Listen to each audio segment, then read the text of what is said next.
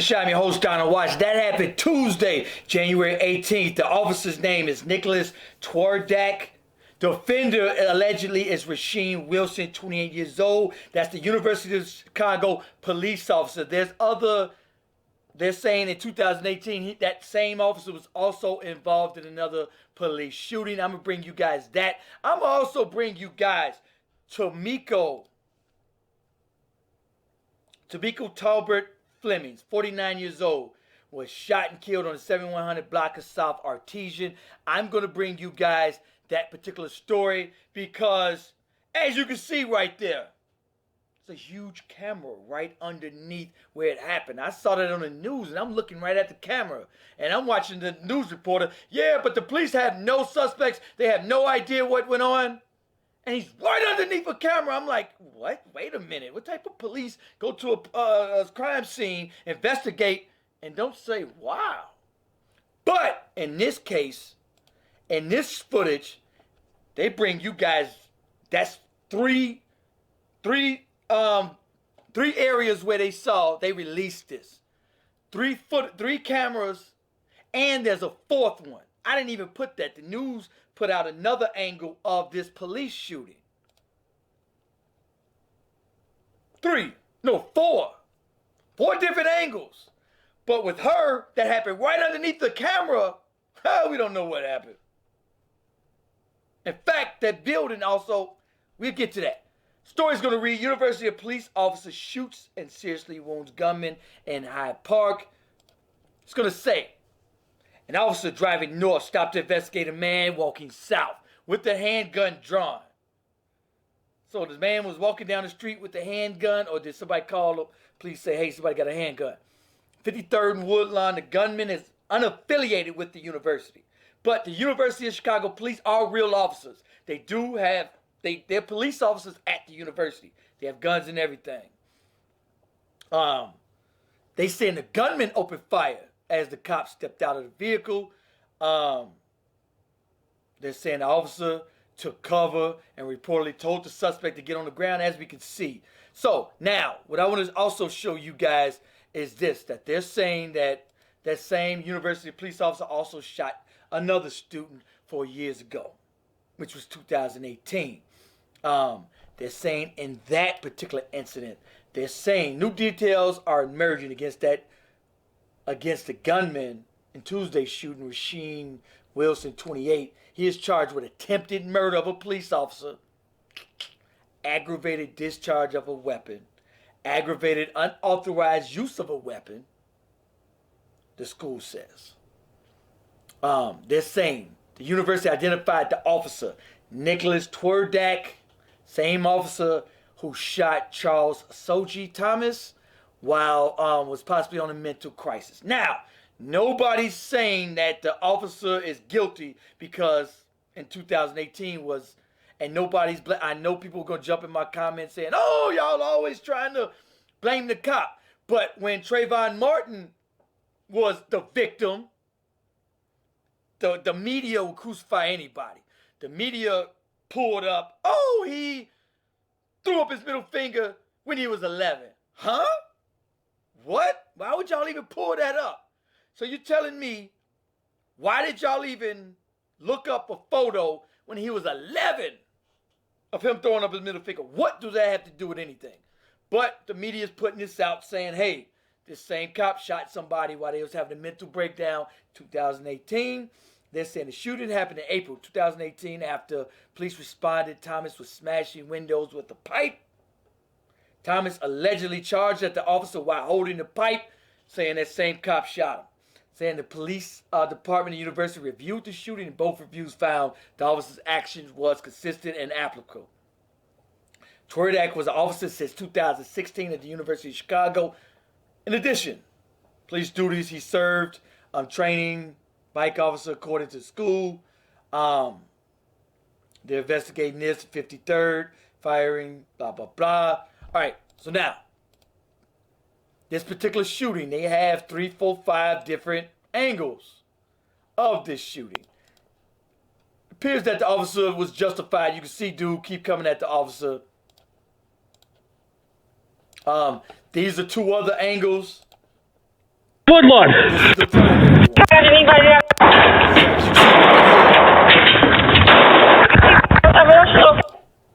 You can see the dude coming back. You can see the dude coming at the officer right there. You get the officer saying, hey, put it down. Get on the ground! Get on the ground! Get on the ground! All right, so that's when the officer returned fire. So these are two other angles right here. There's an even fourth one where you can see this particular incident. So it's probably going to be an open and shut case. Cop is on desk duty 30 days, and that will probably be that.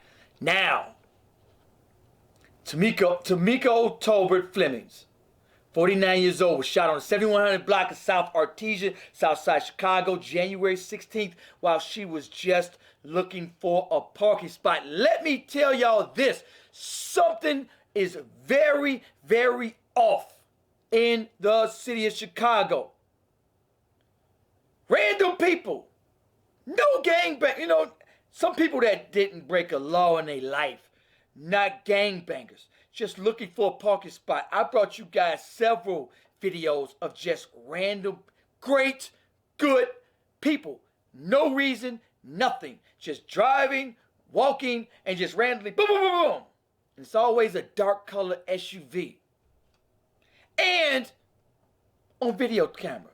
Look at this. Look at this. Right there. I was watching this on the news. In fact, I put this out. This is the news. This is directly from the news. As I was watching it from the news, right where it happened, the news reporter was like, oh, the cops had no, they offered a $15,000 reward. If you see something, say something. $15,000, justice for Tamiko Tolbert Flemings, January 14th, 2022, was shot and killed on 71st and Artesian. She was a beautician, simply attempting to meet a client as she did often. Tamiko leaves behind a husband, 6 children, 13 grandchildren, and a host of relatives that really loved her. We must protect our communities and more especially our women and children from senseless act of violence. Police say a dark color SUV, again, alongside her car, 71st Artesia fired into the car and sped off. Well, you got video footage. Hey, Chicago police, are y'all gonna put the footage out and say, hey, help us? You got the license plate number. Call or text anything to anonymous hotline. If you know something, say something. Well, we clearly see you know something because you watched the thing unfold on camera right there, but you're not putting that out. You're not even announcing that this is on camera. And it clearly is. I watched some of these news, some of the news broadcast. You know, she was very much loved. Husband, 13 grandchildren, 13 that needs her. She had a wonderful, great life to live. 49 is very young. Very young. And to see so many people that loved her. But one thing is for sure, something ain't adding up. A lot of people outside of our communities just is like, oh, well, it's just you guys doing what you guys do. Oh, it's just gangbangers. What else is new? I'm telling you, gangbangers, this is something else. This ain't adding up to me. There was a community activist, a dude that taught a children's dance class, never broke a law in his life. Not one enemy. Everybody loved him and just walking down the street. Boom, boom, boom. I got a video of somebody in Chinatown just randomly walking down the street. Boom, boom, boom. Dude just rolled up. Boom, boom, boom. And the guy they caught was from another state coming into here. Boom, boom, jumped on the highway. All right? But as I watched this news footage, there was an activist or whoever he was saying, oh, they need to give us economic development. They need to do for us. They need to stop the crime in our communities. I wish we would lose that mentality, please. I wish we would lose that mentality of they need to help us. They need to do for us. When it comes down to economic development, when will we learn nobody's coming to help us? And in my opinion, nobody should. We have to do it ourselves. In Chinatown, they had, I keep saying this, and I'm going to say it again because y'all need to hear it. They had a murder in their community. They said, oh, no, not here. Oh, no, it ain't happening here. You know what? We're going to put cameras everywhere. Neighborhood watches everywhere. We're going to meet with the police superintendent. We're going to meet with everybody. And we ain't having it. And they didn't have it until lately. And dude who did it, oh, they had it on camera. And they had that footage to the cops who within 30 minutes had dude on the highway, had dude license plates, put an APB out on dude. 30 minutes they caught dude on the highway like, hey, homeboy, where you going? Oh, you think you finna get away with this? Oh, not from Chinatown, you won't. You go to Inglewood, get away with it. But you ain't getting away with this. You did this in Chinatown. You're caught, buddy. Homeboy, where you think you going? Oh, but Inglewood, what? Like, some of these communities? Oh, yeah. Even on camera. Yeah, it's on camera, but something else is going on. Y'all watch The Purge. It ain't sitting well with me that 80% of these, and I showed you guys that they're on camera. And there was a case, a young girl was shot and killed, and police let out a report, and I brought you guys the report. Oh, we don't know who did it. It's an unsolved case. Well, somebody hacked that camera, and they put it on social media. I even put the footage out there as well. And the very next day, cops said, oh, yeah, we know who did it. We got the license plate, suspects, everybody. Oh, and the next day, they had that killer caught. Very next day. They said, oh, yeah, we know who did it. Because he got a license plate. Those cameras are crystal clear. Had dude license plate right there. Boom, had dude. Had dude right there. But they would release footages from buildings but those pod cams, mom's the word, who's watching them? They're telling people, oh, they don't work. Oh, we don't know. But I know for a fact they work. People jumped in my inbox, oh, those cameras don't work. They're just there to deter people. No. I know for a fact those cameras do work. They are watching. The activists and the people in the video, they was like, oh, we need economic development. Yes, we do. But who does it start from? The people in the community. Shop at the businesses in your community. Shop at the businesses in your community that hire from your community.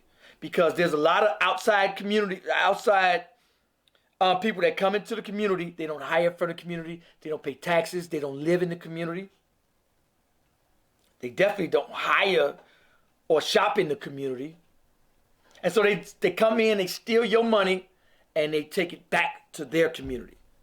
And therefore, the people inside our community don't have jobs. So now they're stuck to sell drugs and then carjacking, because that's an easy $5,000-$10,000.